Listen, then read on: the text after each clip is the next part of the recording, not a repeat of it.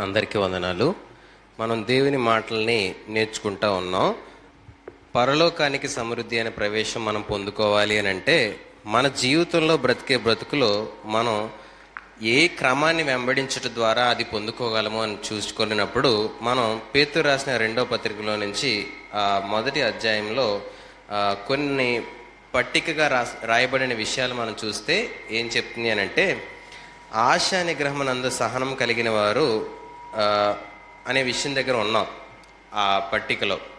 So ఆ క్రమంలో మనం ఆ విషయాన్ని కొన్ని వారాలుగా చూస్తూ ఉన్నాం. అందులో భాగంగా మరొక విషయాన్ని మనం నేర్చుకోవడానికి ప్రయత్నం చేద్దాం. ఏంటి అని అంటే, ఈ వారం మనం నేర్చుకోబోయే విషయం ఆశా నిగ్రహం నందు సహనంలో, దేవుడు తాను చెప్పింది చేసేవాడు గనుక మనము ఆయన మాటను ఆయన నమ్మిన జీవితము విడువక జీవించడం. పక్కలతో మాట చెప్పండి. దేవుడు తాను చెప్పింది చేసేవాడు గనుక మనము ఆయనను ఆయన మాటను నమ్మిన జీవితం విడువక జీవించడం ఆశా నిగ్రహం నందు సహనం. అర్థమైందా మాట? దేవుని నమ్మే జీవితం మనం కలిగి ఉండాలి. ఆ జీవితం విడువక జీవించాలి. ఇలాంటి జీవితం మనం కలిగి ఉండడానికి ఎలా సాధ్యపడుతుంది అనే విషయాన్ని మనం నేర్చుకోవడానికి ప్రయత్నం చేద్దాం. ఎందుకనంటే ఆశా నిగ్రహం సహనంలో మనం నిలవబడి ఆయన కొరకు ఫలం ఫలించేవారిగా మనం అన్ని విషయాలలో ఎదగాలి. ఒకసారి నేను చిన్నప్పుడు మా అమ్మమ్మ వాళ్ళ ఇంటికి ఊరెళ్ళినప్పుడు కోతలు అయిపోయిన తర్వాత సమయం అన్నమాట అది. ఆ సమయంలో ఏం చేస్తున్నారంటే పంట అంతటిని కూర్చుకొని ధాన్యం బస్తాలు వేసే సమయం అది. ధాన్యం అంతా ఏం చేస్తున్నారంటే, నేను మా అమ్మమ్మ నడుచుకుని వెళ్తున్నప్పుడు నేను అది చూస్తూ అది ఏంటమ్మా అని అడిగితే చెప్పింది అనమాట. ఏంటనంటే, వాళ్ళు ఏం చేస్తున్నారంటే ధాన్యాన్ని ఇలా చాట లాంటి దాంట్లో వేసి ఇలా పైకెత్తి ఇలాగా జల్లిస్తున్నారు. గాలికి కొన్ని ఎగిరిపోతూ ఆ పొట్టు ఎగిరిపోతూ ధాన్యం గింజలు పడతా ఉన్నాయి. అది ఏంటమ్మా అని అంటే, నాకేం చెప్పిందంటే, అదే తూర్పార పట్టడం అని అంటారు అన్నది. అంటే మన వైపు గాలి పట్టడం అంటారు కదా, ఇంకేమంటారు అంతేనా? ఎగర పట్టడం, గాలి పట్టడం అని అంటారు అన్నది. ఎందుకు అలా చేస్తారని అడిగాను నేను. ఎందుకు అలా చేస్తారనంటే, ధాన్యంలో చాలా వరకు గింజలు లేనివి పొట్టు కూడా ఉంటుంది. అది తీసేయడానికి అలా వేసినప్పుడు గాలి ఏం చేస్తుందంటే ఆ పొట్టుని తోసేద్ది. గింజలు మాత్రం ఉంటాయి, పొట్టు అంతా ఏమవుద్దంటే పక్కన తీసేస్తారు, ఆ పొట్టుని కాల్చేస్తారు అని చెప్పేది. ఆహా, గింజలు లేని కూడా గింజలాగే ఉంటాయా అని అడిగాను నేను. అంటే ఉంటాయి కొన్ని, అందులో గింజ ఉండదు కానీ పొట్టు గింజలాగే కనబడుతుంది. గాలి వేసినప్పుడే అది తెలుస్తుంది అందులో గింజ లేదు, ఎందుకంటే అది ఎగిరిపోద్ది కదా అని అన్నది. ఆహా, భలే ఉంది, ఇది ఏదో టెక్నిక్. అంటే మామూలుగా ఏరాలంటే వీలవుతుందా అందులోంచి? అంత సులువా? కాదు. ఏరాలంటే కష్టమే, కానీ గాలి ఏం చేస్తుంది? సులువుగా మనకి ఈజీగా ఎగరగొట్టేస్తుంది. ఈరోజు దేవుణ్ణి పట్టుకున్న జీవితాలు, గింజ దేవుడు, దేవుని మాట నీలో ఉంటే గాలి వేసినప్పుడు నువ్వు ఎగిరిపోవు. గింజ పట్టబడి సంచిలో కూర్చబడుతుంది. అది ధాన్యానికి, వినియోగానికి, అనేకులు ప్రాణాన్ని ఉపయోగించి అనేకులు ప్రాణాన్ని బ్రతకడానికి ఆ ధాన్యం అంతా సమకూర్చబడుతుంది. కానీ పొట్టు గాలికి ఏమవుతుంది? ఎగిరిపోద్ది. దానికి ఏం అవసరం లేదు, అది గాలి వస్తే చాలు అందులోంచి బయట పడిపోతుంది. ఈరోజు దేవునిని కానీ దేవుని మాటను కానీ పట్టుకోలేని జీవితాలు గాలికి ఎగిరిపోతాయి. కంగారు పడాల్సిన పని లేదు, భయపడాల్సిన పని లేదు. కానీ దేవుని పట్టుకున్న వారి హృదయంలో దేవునికి స్థానం ఇచ్చిన ప్రతి ఒక్క వ్యక్తి కూడా ఎంత గాలి వచ్చినా నిలవబడతాడు, సమకూర్చబడతాడు, సంచిలో చేర్చబడతాడు, ఆయన గుంపులో ఆయన జనాంగంగా ఎన్నిక చేయబడతాడు, ఏర్పాటులోకి వస్తాడు. ఈరోజు మన జీవితాల్లో ఈ ఆశా నిగ్రహం నందు సహనం అని ఏంటంటే, నీ కోరికలు తీరకపోవచ్చు కానీ దేవుని ప్రణాళిక నీ జీవితంలో నెరవేర్పు అనేది జరగకుండా ఆగదు. దాన్ని ఆపడానికి ఎన్ని ప్రయత్నాలు లోకం చేసినా, మనుషులు చేసినా, మనుషులు నీకు నిస్సహాయం చేయొచ్చు. నీకు సహాయం చూద్దాం నీకు ఎక్కడి నుంచి సహాయం వస్తుందో, లేకపోతే నిన్ను దూరపరచొచ్చు, నిన్ను దూరం పెట్టొచ్చు, నిన్ను అవమానపరచొచ్చు, నీకు రకరకాలుగా వ్యతిరేకమైన పనులన్నీ చేయొచ్చు. ఎన్ని గాలులు వచ్చినా గింజ కలిగిన ధాన్యం నిలబడుతుంది. గింజ కలిగిన ధాన్యం సంచిలో చేయబడుతుంది, అమ్మబడుతుంది, ప్రాణాలు బ్రతికించేదిగా మారుతుంది. దేవుని పట్టుకుని ఏ వ్యక్తి అయినా కూడా మనుషులు ఎంత నిస్సహాయం చేసినా వారి సంచిలోకి వెళ్ళిన ప్రతి ఒక్క రూపాయి కూడా జీవదాయకంగా మలచబడుతుంది. కొన్ని కోట్ల రూపాయలు సంపాదించిన అధిపతులు కూడా వారి ప్రాణాన్ని బాగు చేసుకోలేని రోజుల్లో ఈరోజు మనం ఉన్నాం. వారి ప్రాణాన్ని బ్రతికించుకోలేని రోజుల్లో ఈరోజు ఉన్నాం. అయితే దేవుని పట్టుకుని చెడిపోయినోడు లోకంలో ఎవడో లేడు. దేవుణ్ణి నమ్మి మోసపోయినోడు ఎవరు కూడా లేరు, ఉండరు, ఉండబోరు. ఆ మాట నమ్మదగినది, పూర్ణాంగీకారమైనది. కాబట్టి ఈరోజు దేవుణ్ణి పట్టుకోవడానికి ఇష్టపడుతున్నా, లేకపోతే పట్టుకుంటే ఏమవుతుందో అన్న అనుమానంలో నీకున్నా, ఈరోజు ధైర్యపు మాట ఏంటనంటే నువ్వు నిశ్చింతగా దేవుని మాటను పట్టుకోవచ్చు, పట్టుకుని నిలబడచ్చు. నిలబడి నీ జీవితం ఆయన గుంపులో నిన్ను చేరుస్తుంది, ఆయన వాడుగా నిన్ను మారుస్తుంది. హెబ్రీయులకు రాసిన పత్రిక 10వ అధ్యాయము, హెబ్రీయులకు రాసిన పత్రిక 10వ అధ్యాయము 23వ వచనం చదువు. వాగ్దానము చేసిన వాడు నమ్మదగినవాడు గనుక మన నిరీక్షణ విషయమై మనం ఒప్పుకున్నది నిశ్చలముగా పట్టుకుందుము. ఈ మాట ఏంటనంటే దేవుడు ఒక మాటే కనుక మాట్లాడింది మన జీవితంలో మనం అర్థం చేసుకోగలిగిన స్థాయి అనుకుంటే ఆ విషయం మనం ఎలా పట్టుకోవాలంట అంటే మనకు అర్థమైన సంగతిని, మనకు వినపడిన సంగతిని, మన హృదయం నేర్చుకున్న సంగతిని నిశ్చలముగా పట్టుకోవాలంట. అంటే ఏంటనంటే విడువక పట్టుకోవాలి. విడిచిపెట్టే పరిస్థితులు వచ్చినా, విడిచిపెట్టగలిగిన స్థితికి నిన్ను తోసేసినా, విడిచిపెట్టే పరిస్థితుల మధ్య నిన్ను వదిలేసినా నువ్వు దేవుని మాటను మాత్రం విడిచిపెట్టని వాడిగా నువ్వు బతకాలి. అలాంటి బ్రతుకు గనక నీలో ఉండగలిగితే నీ జీవితంలో దేవుని యొక్క వాగ్దానం నెరవేరుతుంది. అలా నిలవబడిన అబ్రహాము జీవితం నేటికి మనం విశ్వాసం ద్వారా దేవుని దగ్గర రావడానికి మార్గం ఏర్పరిచింది. ఎప్పటి కాలపు అబ్రహాము, ఇప్పటి కాలపు జనం మనం ఎన్ని వేల సంవత్సరాల తర్వాత ఒక వ్యక్తి నిలవబడిన జీవితం మనకి ఈరోజు ఆదర్శం, మనకు మార్గం. కాబట్టి దేవుని మాటని నమ్మి నిలవబడిన మన జీవితాల్లో నిరీక్షణకి ఆధారం లేనప్పుడు నిలవబడిన వ్యక్తి ఈరోజు మనకి ఒక మాట విశ్వాసంతో చెప్తున్నాడు. ఏంటనంటే నిరీక్షణ విషయమే మనం ఏదైతే మన హృదయం ఒప్పుకున్నదో దేవుని మాటని, దాన్ని పట్టుకోవడానికి ఏ మాత్రం కూడా అనుమానం అవసరం లేదు. పట్టుకోవడానికి ప్రయత్నం చేయండి. అలాగే కొరింథీయులకు రాసిన 2వ పత్రిక 1వ అధ్యాయం 20వ వచనం చదువుదాం.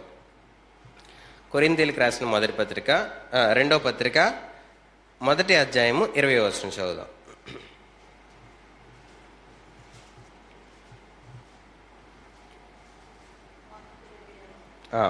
రెండో కొరింథీ 1వ అధ్యాయం 20వ వచనం. దేవుని వాగ్దానములు ఎన్ని అయినను క్రీస్తునందు అవునట్లుగానే ఉన్నవి గనుక మన ద్వారా దేవునికి మహిమ కలుగుటకై అవి ఆయన వలన నిశ్చయములై ఉన్నవి. నిశ్చయము. మనం జనరల్ గా ప్రార్థించిన వెంటనే ఆమేన్ అనకుండా ఎవరైనా ముగిస్తారా? ముగించరు. కిందన ఆ ఫుట్ నోట్లో ఆ మాట ఉంటది, ఆమేన్ అని. అంటే ఏంటి? అది జరిగిపోద్ది. ఇంక నిశ్చయము అని చెప్తున్నాడు. ఎన్ని మాటలుంటే దేవుని మాటలు అన్నీ కూడా అవునన్నట్టుగా జరుగుతాయి నీ జీవితంలో అని చెప్తున్నాడు.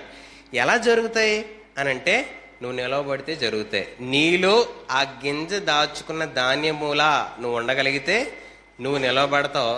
లేదు నాకు వద్దు దేవుడు అని వదిలేసావనుకో, ఆ తొక్క మాత్రమే ఉంటుంది. ఆ తొక్క ఏమవుతుంది? గాలి వస్తే ఎగిరిపోద్ది ఖచ్చితంగా. ఎగిరిపోయిన వారు చాలా మంది ఉంటారండి. దూరం అయిపోయిన దేవునికి విడిచిపెట్టేవారు చాలా మంది ఉంటారు. ఒకప్పుడు దేవుని కోసం బతికిన వారే, కానీ ఇప్పుడు దేవుని కోసం ఉన్నారా అని అంటే చాలేరా దేవుడు అని చెప్పిన వాళ్ళే. లోకం ఎంత ఆశగా మనకి అవకాశాలు ఇస్తుంది అంటే, దేవుని విడిచిన మరుక్షణం లోకంలో అన్ని జరుగుబాటు అవుతాయి, అన్నీ బాగవుతాయి. కానీ నీతో దేవుడు లేకపోతే, దేవుడు వచ్చినప్పుడు నువ్వు దేవునితో ఉండలేవు. ఆ విషయాన్ని నీకు మరుపుగా ఇచ్చి లోకంలో ఆనందించేలా చేస్తాడు. క్రమేపీ నీ జీవితం లోకంలో మునిగి తేలి దేవునికి దూరం అయ్యేలా చేస్తాడు. ఈరోజు దేవుణ్ణి పట్టుకుంటే చాలా పరిస్థితులు నీకు వ్యతిరేకంగా మారుతాయి. చాలా విషయాల్లో నువ్వు శ్రమను అనుభవిస్తావు. చాలా విషయాలు మనకి కష్టంగా ఉంటాయి, నొప్పిగా ఉంటాయి, బాధగా ఉంటాయి. మునుపటి కంటే ఎక్కువగా నువ్వు అనిపించడానికి నీ జీవితంలో అవి నిన్ను చాలా కింద మీద పడేస్తూ ఉంటాయి. అయినప్పటికీ నువ్వేమి అర్థం చేసుకోవాలి ఆ విషయాన్ని బట్టి అని అంటే, హెబ్రీయులకు రాసిన పత్రిక 10వ అధ్యాయం 36వ వచనం చదువుతాం. హెబ్రీయులకు రాసిన పత్రిక 10వ అధ్యాయము 36వ మాట చదువుదాం. మీరు దేవుని చిత్తమును నెరవేర్చిన వారై వాగ్దానం పొందు నిమిత్తము మీకు ఓరిమి అవసరమై ఉన్నది. ఇంకా కాలము బహు కొంచెముగా ఉన్నది. వచ్చుచున్నవాడు ఆలస్యం చేయక వచ్చును. నా ఎదుట నీతిమంతుడైన వాడు విశ్వాస మూలముగా జీవించును. విశ్వాసమూలంగా జీవించును.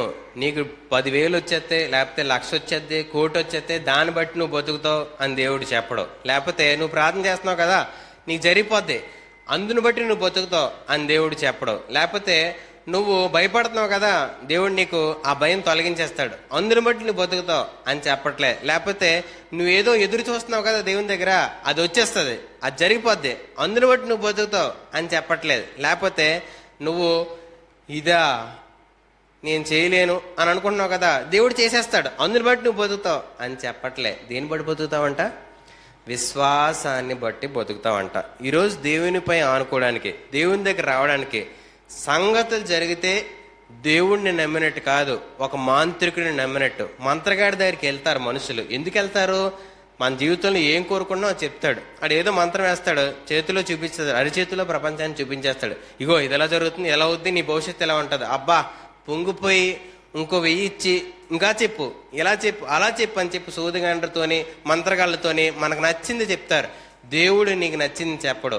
నీకేది ఉపయోగం అదే చెప్తాడు, నీకేది మేలో అదే చెప్తాడు, నీకేది క్షేమం అదే చెప్తాడు. అబద్ధాలు చెప్పు దేవుడిని వెంబడించుకునేలా చేసేవాడు దేవుడు కాదు. నీకు మోసం చేసి నిన్ను దేవుడి కోసం బతికేలా చేసేవాడు దేవుడు కానే కాదు. ఈ దేవుడు నిన్ను విశ్వాసం ద్వారా నిన్ను నీతిగా నడిపించడానికి ప్రతి మెట్టు నీ అంతటి నిన్ను ఎక్కేలా చేసేవాడు. ప్రతి విషయంలో నీ అంతటి నువ్వు దేవుని కోసం బతికేలా చేసేవాడు. అదే ఆత్మీయ ఎదుగుదల. కాబట్టి ఈరోజు ఆత్మీయ ఎదుగుదల అనే పాఠాలు లోకంలో నేర్చుకోవడానికి చాలా కష్టం. ఈ రోజుల్లో మరీ కష్టం. ఎందుకు? ఈ జనరేషన్ అంట అన్నీ కూడా ఇలా అయిపోవాలి, ఇలా చిటికలో జరిగిపోవాలి, చిటికేస్తే పని అయిపోవాలి, చిటికేస్తే ఆ సంతోషం కావాల్సిన తృప్తి వచ్చేయాలి. ఎలా దొరుకుతుందని చెప్పి రకరకాల ప్రయత్నాలు చేస్తూ సులువుగా ధనం దొరికే దగ్గరికి, సులువుగా సుఖం అనిపించే పరిస్థితులకి, అది అక్రమం అన్యాయం అనే ఆలోచన కూడా లేకుండా అన్ని విషయాల్లో తప్పుడు దారులకి, తప్పుడు పద్ధతులకి వారి శరీరాన్ని, వారి ప్రాణాన్ని, వారి ఆత్మను అప్పగించేసుకుంటున్నారు. జంతువులకు ఆత్మ లేదు, మనుషులకు ఆత్మ ఉంది. నీ ఆత్మను పాడు చేయకు అని చెప్పి దేవుని మాట హెచ్చరిస్తూ ఉంటుంది. కాబట్టి ఈరోజు నీతి విశ్వాసం మూలంగా నువ్వు బతకడానికి నీకు దేవుని చిత్తం నెరవేర్చాలి అని అంటే ఓరిమి అవసరం, ఓపిక అవసరం. దేవుని దగ్గర కనిపెట్టుకుని నిలబడి నువ్వు ఒక గింజ పట్టిన ధాన్యములా ఎలా ఎదగాలో ఆ 6 నెలలు అది ఎదిగిన తర్వాత అది నిలబడుతుంది.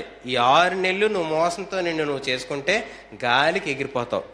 చాలా చిన్న గాలి వస్తే చాలు నువ్వు ఎగిరిపోతావు. అలాంటి స్థితి మన జీవితంలో వస్తుంది. కాబట్టి దేవుని మందిరంలోకి వస్తూ దేవుని మాట వింటూ ఈ స్వరం ద్వారా కానీ, లేకపోతే ఇలా మనం సహవాసం ద్వారా కానీ దేవుని మాట వినేటప్పుడు ఆ మాటను పట్టుకొని బతకడానికి ప్రయత్నం చేయాలి. లేకపోతే మనం ఎగిరిపోయిన జీవితాలు మన జీవితంలో ఉంటాయి. అయితే మనం అర్థం చేసుకోవాల్సిన సత్యం ఏంటి అని అంటే, కొరింథీయులకు రాసిన మొదటి పత్రిక 3వ అధ్యాయము 7వ వచనం చదువుదాం.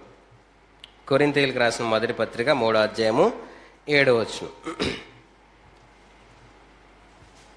కొరింథీయులకు రాసిన మొదటి పత్రిక 3వ అధ్యాయం 7వ వచనం.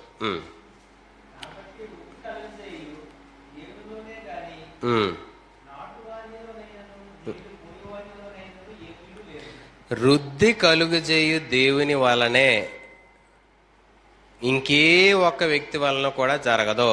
నిజానికి రైతు చాలా దున్ని, చాలా ప్రయాసపడి, చాలా కష్టపడి నిరీక్షణతో అన్ని పనులు చేసిన తర్వాత కూడా దేవుని దయ, దేవుని కృప లేకపోతే అది ఆహారానికి వినియోగంగా మార్చబడదు.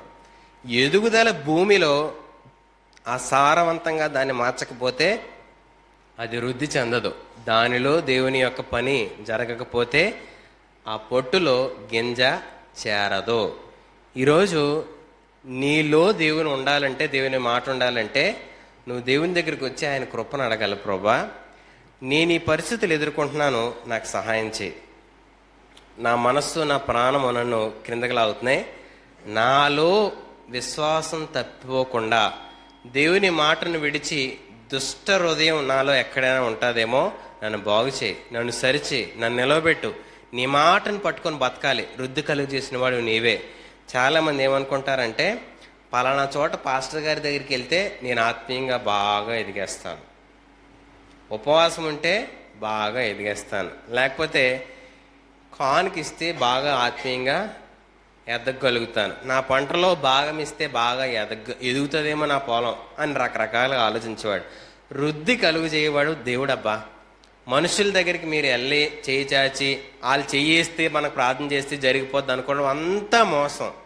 నీతో దేవుడుండి, నీలో దేవుడుండి నిన్ను వృద్ధిపరిచేవాడు దేవుడు. నీ ఇంటినైనా, నీ పొలమునైనా, నీ జీతమునైనా, నీ ఆరోగ్యమునైనా, నీలో ఏదైనా వృద్ధి కలుగు చేయవాడు దేవుడే. నీలోనికి దేవుడు వస్తే, నీలోనికి దేవుని మాటను అనుమతిస్తే, దేవుని నీ జీవితంలో పనిచేయడానికి అవకాశం ఇస్తే వృద్ధి ఆటోమేటిక్గా జరుగుతుంది. దేవునికి మరి వేరుగా ఉంటే ఏమవుతుంది? యోహాను సువార్త 15వ అధ్యాయము ఒకసారి మాటలు చదువుదాం. యోహాను సువార్త 15వ అధ్యాయము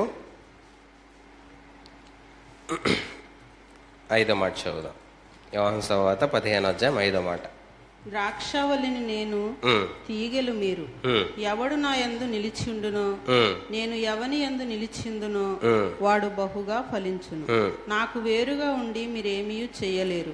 ఆ మాట ఒకసారి అండర్లైన్ చేసుకోండి మీ బైబిల్లో. మీ బైబిల్లో ఉంటే, లేకపోతే మీకు అది జ్ఞాపకం ఉంచుకునేలా మీ హృదయాన్ని పట్టుకొనివ్వండి. ఆ 15వ అధ్యాయం 5వ వచనం, యోహాను సువార్త, పేజ్ నెంబర్ 96 నూతన నిబంధనలో ఏం చెప్తుంది అంటే, ద్రాక్షవల్లిని నేను, తీగలు మీరు. నా యందు మీరు నిలిచి ఉంటే మీరు బహుగా ఫలిస్తారని చెప్తుంది. లేకపోతే దూరంగా వెళ్ళిపోదామని ఆలోచన దేవునికి నీకుంటే ఏం ఉపయోగం లేదు అని చెప్పి ఆయన చెప్తున్నాడు. మీరేమీ కూడా చేయలేరు, నాకు వేరుగా ఉండి మీరేమీ చేయలేరు అని ఆయన మాట చెప్తా ఉంది. ఈరోజు దేవునికి వృద్ధి కలుగు చేయవాడు దేవుడే. కానీ దేవునికి దూరంగా వెళ్ళి నువ్వు ఏదో సాధించేద్దాం అనుకుంటే ఆ కాలం సమయం వృధా తప్ప ఇంకే ఉపయోగం లేదు.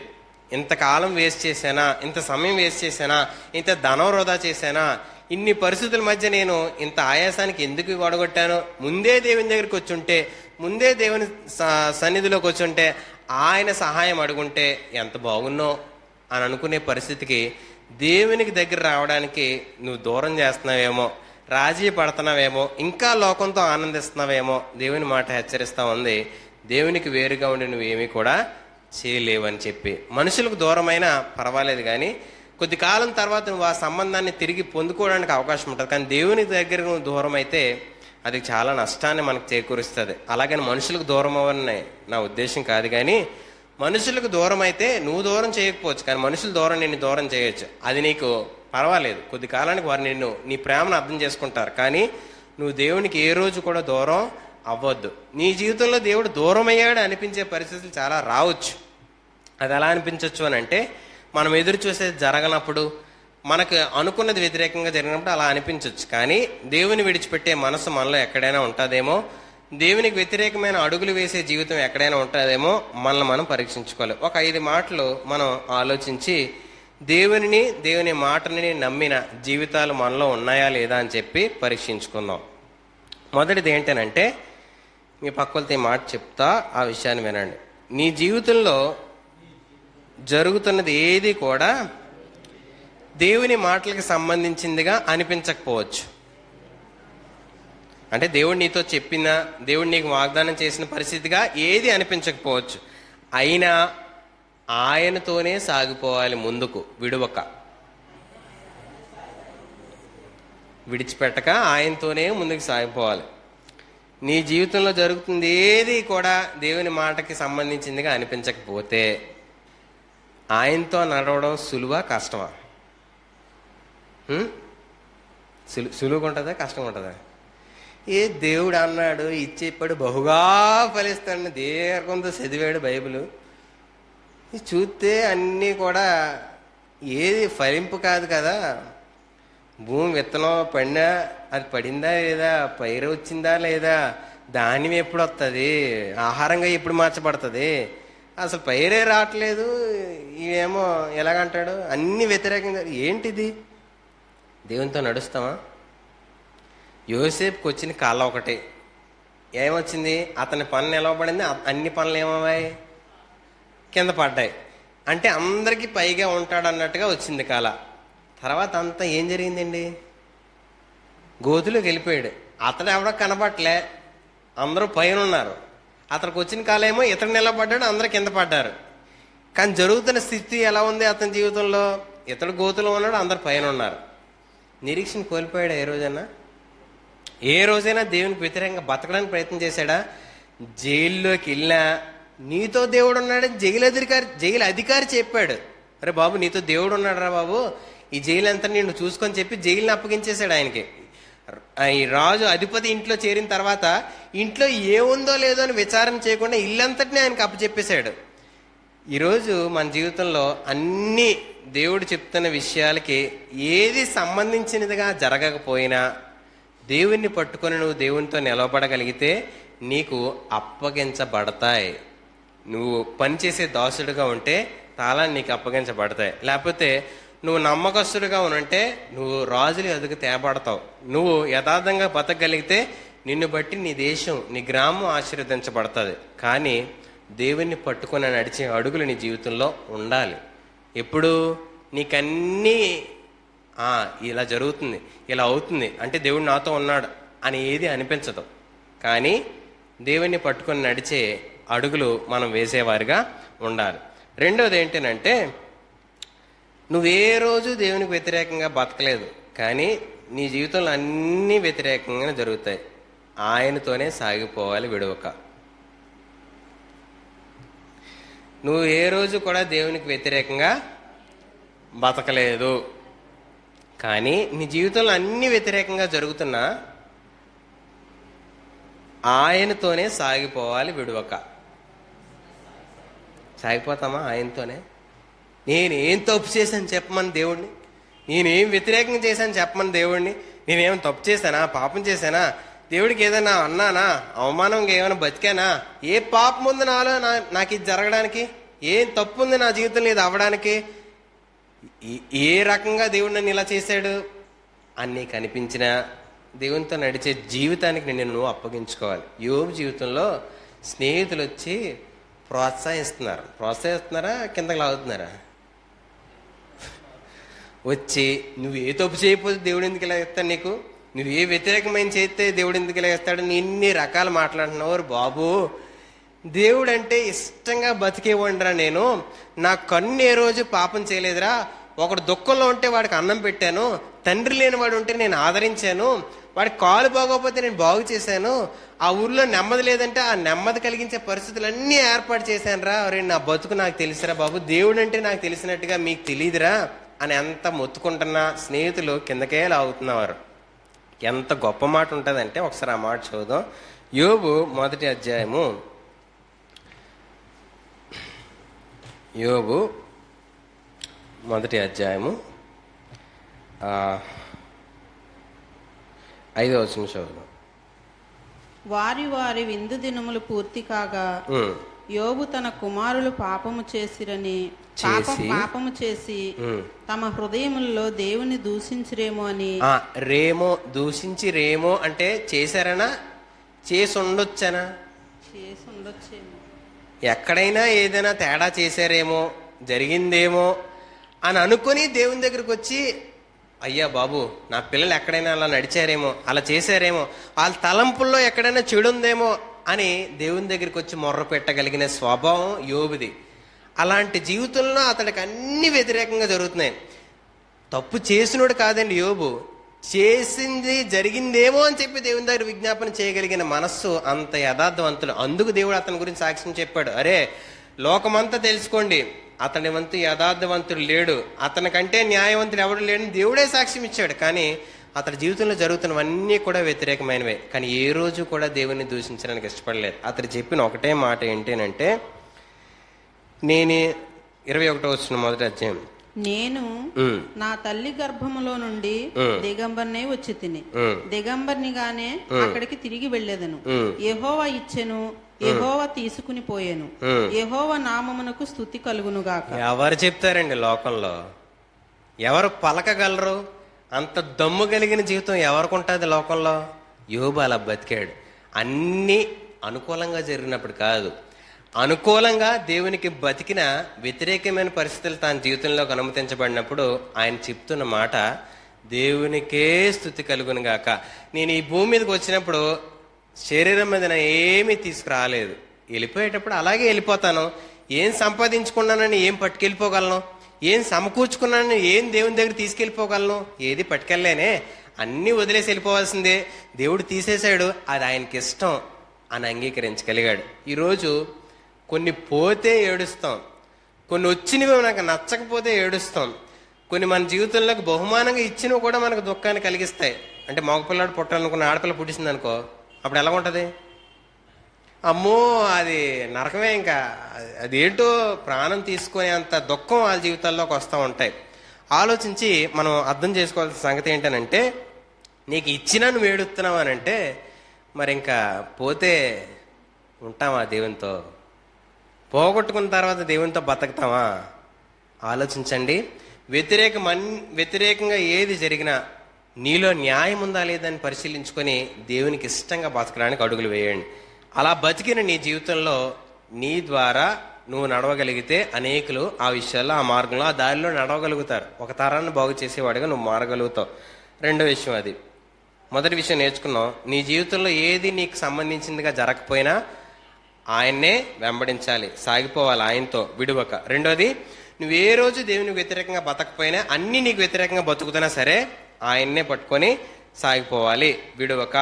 ఎంతో జాగ్రత్త పడ్డాడు యోబు వ్యతిరేకంగా దేవునికి బతకకుండా ఉండడానికి, అయినా జరిగాయి. ఈరోజు మనం కూడా మన జీవితంలో చాలా జాగ్రత్తగా దేవుని కోసం బతకొచ్చు, కానీ ఏదైనా వ్యతిరేకంగా జరిగినా ఆయన విడిచిపెట్టని దేవుని స్తుతించే స్వభావం మనలో ఉండాలి. మూడోది ఏంటనంటే, నిరంతరం నేను దేవునిపై ఆనుకుంటున్నాను, ఆయన సహాయం అడుగుతున్నాను, ఆయనకే ప్రార్థిస్తున్నాను. అయినా నా శత్రువు నాపై విజయం పొందుకున్నాడు అనుకోండి, నేను నా పరిశుద్ధతను కాపాడుకోగలనా? మీ పక్కలు చెప్పనమ్మా. నిరంతరం నేను దేవునిపై ఆనుకుంటూ, నిరంతరం నేను ఆయన సహాయమే అడుగుతూ, నిరంతరం ఆయన్నే నేను ప్రార్థిస్తున్నాను, ఇంకెవ్వరి దగ్గరికి వెళ్ళే.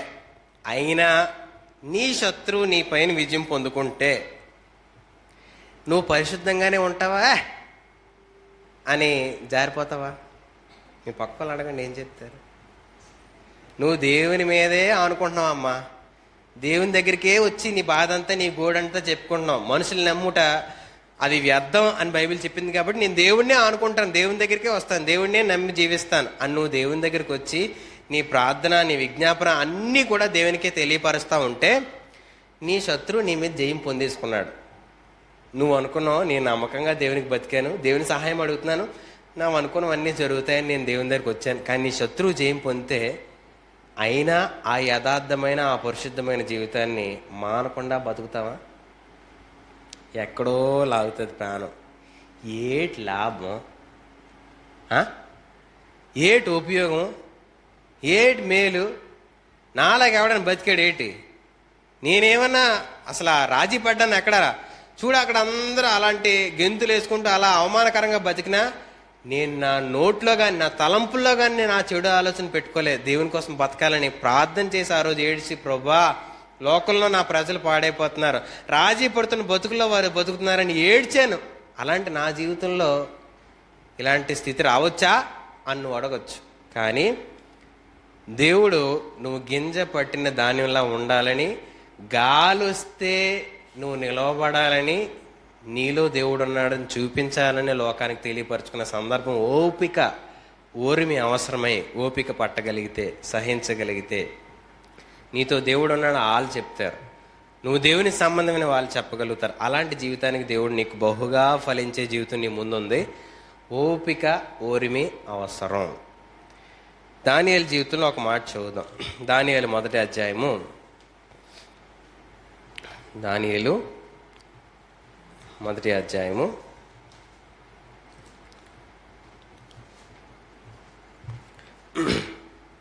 1-2 వచనాలు చదువుదాం. Page number 731.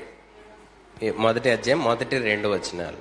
యూదారాజగు యాహ్యాకీము ఏలుబడిలో, యెహోయాకీము ఏలుబడిలో 3వ సంవత్సరమున బబులోను రాజుగు నెబుకద్నెజరు యెరూషలేము మీదకి వచ్చి దాన్ని ముట్టడి వేయగా, ప్రభువు యూదారాజుగు యాహ్యాకీమును దేవుని మందిరములోని శేషించిన ఉపకరణములను ఆ రాజు చేతికి అప్పగించెను. ఎవరికి అప్పగించారంట?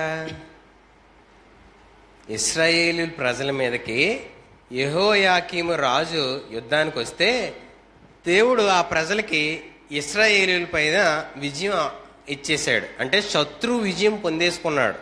ఎవరి మీద? మన మీద. ఆ విజయం పొందేసుకున్న తర్వాత కింద నా ఒక మాట చదువుదాం. 8వ వచనం. రాజు భుజించు భోజనమును పానము చేయు ద్రాక్షరసమును పుచ్చుకుని తన్ను అపవిత్రపరచుకునకూడదని, తన్ను ఏం చేయకూడదంట? తన్ను తాను పాడు చేసుకోవడానికి అవకాశం నేను ఇవ్వను బాబు, నేను దేవునికి వ్యతిరేకంగా బతకను అని చెప్తున్నాడు. ఏమి ఆఫర్ చేశారు ఆయనకి? రాజు తినే భోజనం ఆఫర్ చేశారు. మనకి మేక మాంసం బాగా ఇష్టం అనుకోండి, తిందాం అనుకుంటున్నాం, డబ్బులు లేవు. ఇప్పుడు ఒకరు తీసుకొచ్చి నీకు ఇస్తాను అని అంటున్నారు. నిన్నేదో ఒక చెడ్డ పనో లేకపోతే ఏదో దేవునికి వ్యతిరేకమైన పనో చేయమంటున్నారు.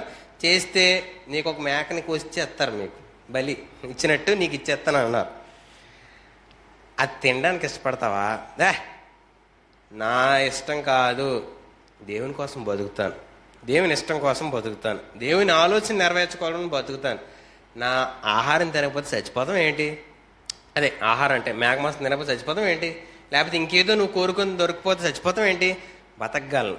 యేసుప్రభు అంటారు ఏంటనంటే, మనుషుడు రొట్టె వలన మాత్రమే కాదు కానీ దేవుని నోటి నుంచి వచ్చే మాట వల్ల బతుకుతాడని చెప్తాడు. నిజానికి ఇక్కడ కిందన ఇంకా చదివితే 12వ వచనంలో, భోజనమునకు శాఖా ధాన్యాదులను పానమునకు నీళ్లను నీ దాసులకు మాకు ఇప్పించి దయచేసి 10 దినములు మమ్మల్ని పరీక్షించమన్నాడు. ఎందుకంటే రాజు చుట్టూ ఉండేవారు కూడా ఎప్పుడూ బలహీనంగా ఉండకూడదు. ఎప్పుడు మంచి వస్త్రాలు వేసుకోవాలి, మంచిగా తయారవ్వాలి, మంచి రూపవశలై ఉండాలి, జ్ఞానంతో నింపబడి ఉండాలి. పనికి మాలిన వారిని, చెడ్డవారిని రాజు సముఖంలో ఉంచరు. కాబట్టి ఇలా తీసుకొచ్చిన ఈ జనాంగం అందరూ కూడా బాగుండాలని, రాజా ఆహారం తినండ్రా బాబు అని అంటే, అప్పటి కాలపు ప్రజలకి వారు నియమించిన నియమ నిబంధనల ప్రకారం వారు తమను తాము తినకూడని ఆహార వస్తువుల చేత అపవిత్రపరచుకోకూడదని వారు వాటికి దూరంగా ఉంటే ఏం జరిగింది అనుకున్నారు? 10 దినములైన పిమ్మట 15వ వచనం, వారి ముఖములు రాజు భోజనము భుజించు బాలురందరి ముఖముల కంటే సౌందర్యంగాను కలగాను కనబడ్డాయంట. నిజానికి రాజు ఆహారం తిన్న వారు ఎలా అయితే అందంగా పుష్టిగా ఉంటారో, వాళ్ళకంటే సాధారణమైన ఆహారం తిన్న వీళ్ళ జీవితాలు చాలా శరీర రూపాలు చాలా అందంగా, చాలా మెరుగ్గా ఉన్నాయంట. ఈరోజు ఆలోచించండి, మనం అనుకుంటాం అలాంటి అవకాశం నాకు వచ్చుంటేనా, నాకు అన్ని డబ్బులుండి నేను ఆ స్కూల్లో చదివితేనా, లేకపోతే నాకే కనుక అవకాశం ఉండి నేను ఆ ప్రదేశంలో పనిచేయగలిగితేనా, నేనెంత జ్ఞానవంతుని అయిపోదునో, నేనెంత సామర్థ్యం కలిగిన వాడిని అయిపోదునో, నేను ఎన్ని నైపుణ్యాలు సంపాదించేసుకుందునో, నేను నా జీవితాన్ని ఎంత ఉన్నతంగా ఎదిగించేసుకుందునో అనుకుంటాం. అయ్యా, దేవుడి సెలవు లేక, దేవుడు అనుమతి లేక, దేవుడు అనుగ్రహం లేక నువ్వు ఏది పొందుకున్నా దేవునికి దూరంగా నువ్వు ఉండే ఫలింపు పొందలేవు. కాబట్టి దేవునితో ఉండే జీవితంలో నీకున్న కొద్ది దానిలోనే దేవుడు చాలా విలువగా నిన్ను బతికేలా చేయగలడు. నీకున్న కొద్ది దానిలోనే నీకు నెమ్మదిని అనుగ్రహించగలడు. నీకున్న కొద్ది దానిలోనే నువ్వు దేవునిలో ఆనందించగలిగేలా చేయగలడు. కాబట్టి దేవునిని విడిచి ఇంకేదో ఆనందం నువ్వు పొందుకోవడానికి ఎక్కడైనా ప్రయత్నం చేస్తే దయచేసి ఆ విషయాల్లో బయటికి రావడానికి ప్రయత్నం చేయండి. 4వది ఏంటనంటే, దేవుడు చెప్పినవన్నీ కూడా, ఆయన వాగ్దానం చేసినవన్నీ కూడా సాధారణంగా మన బలాలు ఏంటో మనకు తెలుసు కదా. మనకు తెలుసో తెలీదా? మన బలం ఏంటో తెలుసు, మన సామర్థ్యాలు ఏంటో తెలుసు. దేవుడు నీకు చెప్పినవన్నీ కూడా నీ బలం కంటే అతీతమైనవి, నీ సామర్థ్యాల కంటే అతీతమైనవి. అప్పుడు దేవుడు చేయగలడని నమ్ముతావా, రాజీ పడిపోతావా? దేవుడు ఏదో చెప్పాడు చేస్తానని, అది నీ ఊహకి, నీ బలానికి, నీ సామర్థ్యానికి చాలా ఉన్నతంగా ఉన్నాయి దేవుడు చెప్పిన మాటలు. అప్పుడు నమ్ముతావా? నా వల్ల అవుతుందా, అది ఎక్కడైనా జరుగుతుందండి, అది ఎక్కడైనా వీలవుతుందా, ఈ అనుమానాలే వస్తాయి తప్ప చెప్పింది దేవుడు. ఆయనకేటి అసాధ్యం? ఆయన చేయగలడానికి భూమి తలకిందులు చేయగలడు. భూమి అయినా నశిస్తుంది కానీ ఆయన మాట నశించదని చెప్పాడు. ఈరోజు దేవుడు ఒక మాట చెప్తే ఆయన ఒక మాట చెప్పాడండి. అతని జీవితంలో జరిగిన సంఘటన మనకు విశ్వాసంలో బలం పొందుకోవడానికి చెప్తున్నాను. ఇలా చెయ్యాలని కాదు. ఏంటనంటే, ఒక ఊర్లో ఎలక్షన్స్ అవుతుంటే 2 ప్రెసిడెంట్లు వచ్చారు ఆ పాస్టర్ గారి దగ్గరికి ప్రార్థన చేయించడం. వస్తే ఈ పాస్టర్ గారు చెప్పారంట ఏంటనంటే, ఒక ఆయన గెలుస్తాడు, ఒక ఆయన గెలవడని. అయితే ఓట్లు లెక్కించే సమయం వచ్చింది, లెక్కిస్తున్నారు. ఈయన ఎవరైతే గెలుస్తాడని చెప్పాడో ఆయన ఓడిపోయాడు, ఇంకో ఆయన గెలుస్తాడు. ఈ వార్త ఇంకో వ్యక్తి పరిగెత్తుకొని వచ్చి ఈ పాస్టర్ గారి దగ్గర తీసుకొచ్చాడు. అయ్యా, మీరు చెప్పారు కదా గెలుస్తాడని, ఆడు ఓడిపోయాడండి.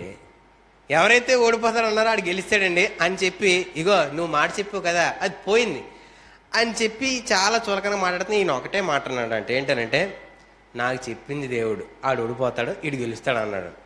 అయ్యా, సంబరాలు నీకు వినబట్టలేదా? బాంబులు పెరుగుతున్నారు చూడు, అక్కడ ఆ సౌండ్లు చూడు, విని దాన్ని బట్టి నేను వాదన చేసుకోనంటే, దేవుడు చెప్పాడబ్బా ఆయన ఓడిపోతాడు, ఈయన గెలుస్తాడు.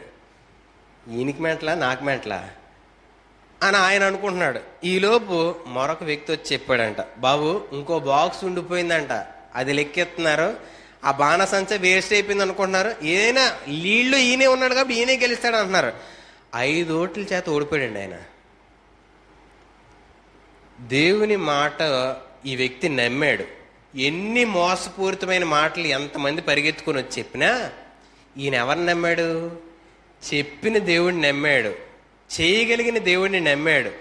ఆ మాట ఏం జరుగుతుందో తెలిసి ముందుగా బోధించగలిగిన దేవుని మాటను నమ్మాడు. ఈరోజు దేవుని మాటను నమ్మిన తర్వాత నీ బలం చూడొద్దు, నీ సామర్థ్యం చూడొద్దు, నువ్వు అది జరుగుతుందో జరగదా అని లెక్కలు నువ్వు వేయొద్దు. చేయగలిగిన దేవుడికి సమస్తము సాధ్యమని నమ్మి ఓరిమి కలిగి ముందుకు వెళ్ళడానికి ప్రయత్నం చేయాలి. ఆశాయన గ్రహంలో సహనం అంటే, నా బలాన్ని బట్టి దేవుడు చేయడు, ఆయన బలాన్ని బట్టి నా జీవితంలో చేస్తాడు. కాబట్టి ఆయన మాటను నేను నమ్మగలిగిన జీవితం నాలో ఉండగలిగితే చేయగలిగిన సామర్థ్యం దేవునికి ఉంది. ఆ కార్యం ఆయన అన్ని విషయాల్లో చేయగలడు. అబ్రహాం చాలా విషయాల్లో దేవుడు తన జీవితంలో జరుగుతుందని చెప్పినప్పుడు హాగర్ ద్వారా జరుగుతుందేమో అని దేవుడికి సహాయం చేద్దాం అనుకున్నాడు. దేవునికి తగ్గట్టు సహాయం చేయకండి, దేవునికి సహాయం చేయొద్దు. ఇలా అవుతుందని చెప్పాడు కదా, చేసేద్దామని పరిగెత్తి నువ్వు అడుగులు వేసేయొద్దు, నువ్వు తొందర పడిపోవద్దు.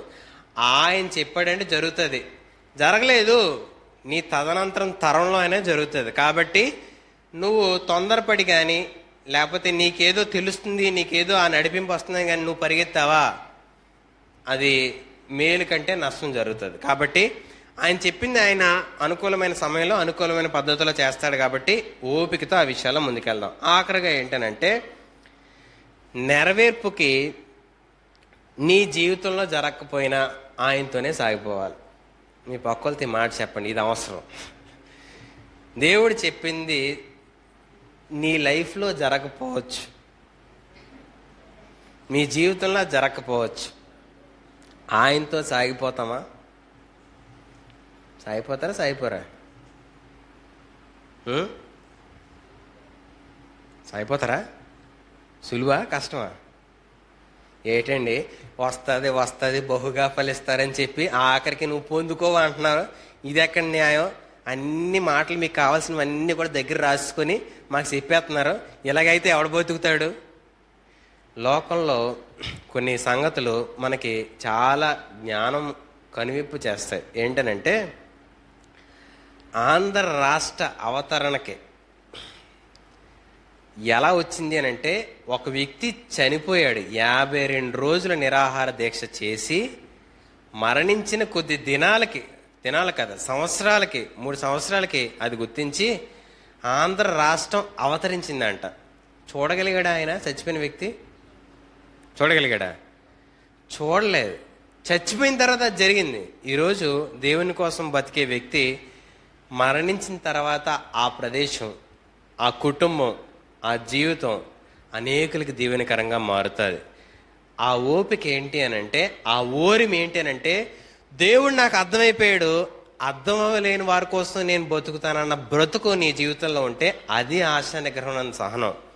కానీ ఈరోజు దేవుడు నీకు అర్థమైనా ఇంకా నువ్వు లోకము, స్నేహము, పాపము అని చెప్పి తిరుగుతున్నావు అని అంటే నీకు ఆశా నిగ్రహం అంత సహనం లేదని. ఆశా నిగ్రహం అంత సహనం నీ జీవితంలో దేవుని బట్టి, దేవుని మాటను బట్టి నమ్మి సాగిపోవడమే, విడువక.